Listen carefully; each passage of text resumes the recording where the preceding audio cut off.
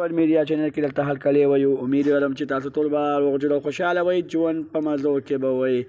دوستانو مینوالو په سوشل میډیا باندې یو ویډیو ډېره زیاته تیزۍ سره وایرل شوې ده چې یو پیغله جینۍ د یو هلک سره غلط کار کوي او د هغه غلط کار نه پس هغه ویډیو په سوشل میډیا باندې وایرل کوي. هغه ویډیو وایرل کېدو مطلب پیسې دي، پیسو لپاره دوی داسې قسمه کارونه کوي.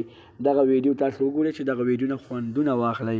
دوستانو مینوالو په سوشل میډیا باندې چې کومه ویډیو وایرل شوې ده په هغه ویډیو کې ډېره زیاته بې شرمي شوې ده.